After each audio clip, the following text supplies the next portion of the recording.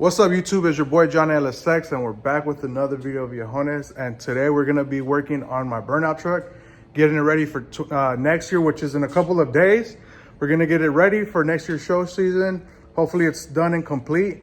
But today's video is sponsored by Nilight. Nilight went ahead and sent us a custom switch panel for the Burnout truck, and we're going to be installing it in this video also, and we're going to do a product review. But anyways, let's go ahead and flip the camera so you guys can see the product. Like I mentioned already, this video is completely sponsored by Nilight. They went ahead and sponsored us and sent over their 8-gang switch panel, which looks like something like this. And in this video, we're going to be unboxing this together, and also I'm going to show you guys how to install it on 99 and 06 Chevy Silverado GMC Sierra applications. But anyways, let's go ahead and open this up and see what comes inside the package. Let's go. So when you get your product from Nilight, they'll send over a thank you letter. Basically, thank you for ordering it.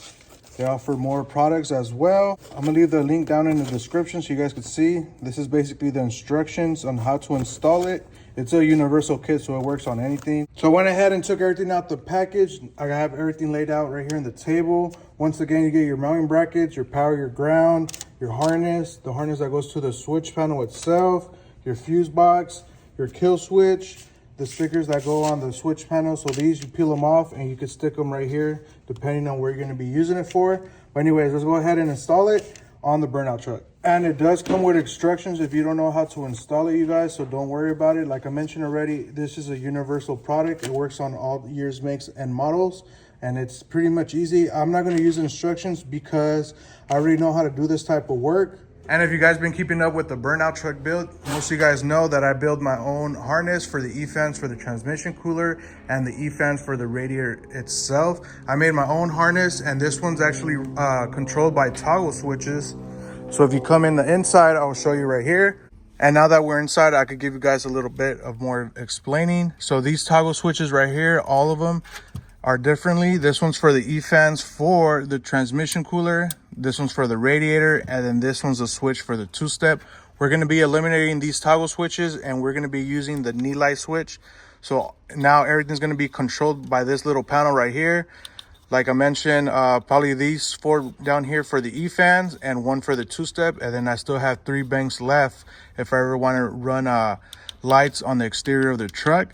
But one's going to be for the two-step, 2 for the fans, for the E-fans, and then 2 for the E-fans for the radiator as well. But anyways, let's go ahead and install it. All right, first things first, you guys, we want to go ahead and take off your battery. You want to get your Nilight product. This is the fuse box. And right here, they give you 2 options of mounting brackets. If you guys want to install them differently, it gives you 2 different options. For example, option 1 right here, or option 2, the one in the middle. I still got to figure out where exactly I'm going to be mounting mine. I don't know if I should mount it right here, where it's not in the way of anything. Because if I were to mount it over here, it's going to be too tight in there. So I'm probably most likely going to mount it somewhere right here, so it's not in the way. And so it's right next to the other fuse box. And then they give you your powering and your ground, you guys. You connect 2 ends to the battery.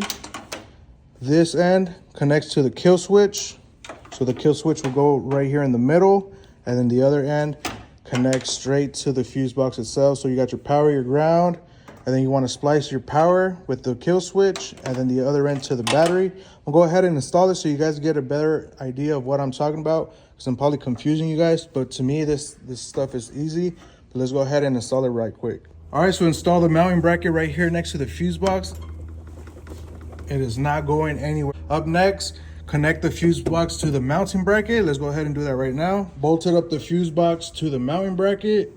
Man, it's not going nowhere, you guys. This thing is on there.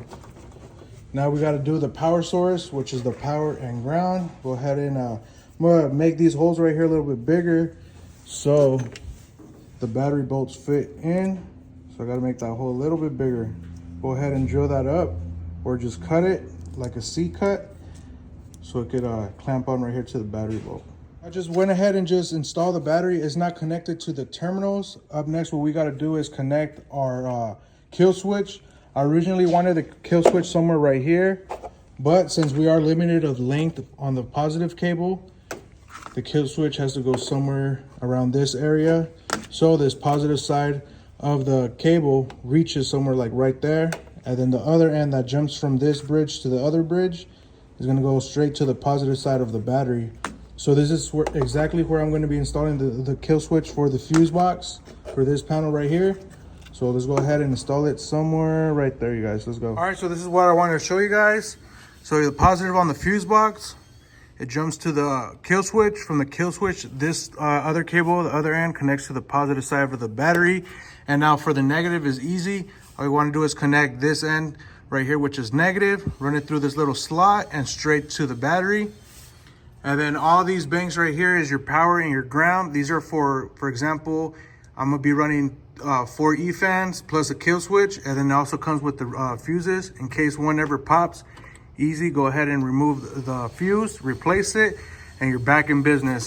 But I'm gonna go ahead and do the negative side now. I'm gonna start connecting all my accessories.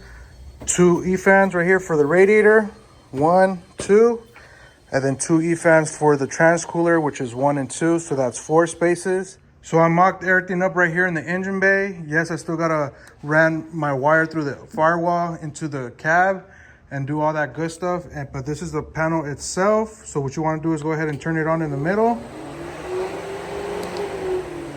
That's for fan number 1. Fan number 2, and if I want to run both of them, just hit the switch. You got both on right there. You can turn it off. But I still got to run the wire, like I mentioned, through the firewall into the cab and then clean all this wire system up. But so far it's looking good. Your on and off switch is right here. Turn it on. Fan number 1. Fan number 2. And then to turn them off, just go ahead and just switch them off. I'm gonna go ahead and clean this all up and then show you how everything looks once it's all done and completed. All right, guys, I'm gonna go ahead and give you the last and final update. So I end up installing the fuse box right here on the side of the fuse box original from the truck. On the bottom, I have the kill switch. I don't want to place it here after all, because what if one day I have to remove the battery? It is going to be on the way, and to unbolt the battery is going to be definitely on the way. So I installed it on the bottom of the fuse box, but this is how it came out. And to remove the cover, you just hit this tab right here, and you want to pull up. As soon as you pull up, you'll see all your fuses right here, your negative and your positive. One harness goes to the switch panel itself. The other one goes to the 12-volt consistent on the fuse box. And the way that I did it is I ran it right here where the cigar lighter is at. Now, if we go on the inside, I'm going to go ahead and show you where I mocked the panel itself on the inside. Now, on the inside of the truck, this is where I bolted it up and mounted it. I like how it came out. It's not in the way on the shifting, on the shifter or anything. And to turn it on, you could hit 1 and then 2. And then to turn all of them off, you just hit the middle, or vice versa. Turn it on. Turn on the switch. Everything lights up. And then turn on, turn off, and turn off, and everything turns off. And a cool feature about this, you guys, it has a sensor on the inside. So right now they're on, and when the light hits it, they'll turn off. So now that I have the flash on, you can see what I'm talking about. There's a sensor right there, and if I were to cover it, lights turn off, move my finger, and the lights turn on. That's what I like about this feature and this panel, that it has a light sensor built in it.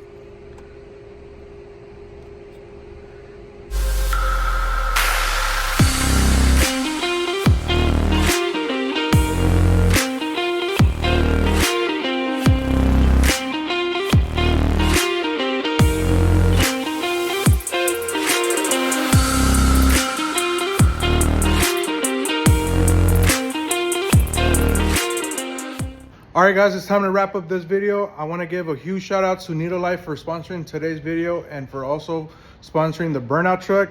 I'm still working on a discount code for you guys. Don't think I forgot about you guys, but anyways, make sure to like and subscribe if you're new to my channel. I'll see you guys in the next video. Peace.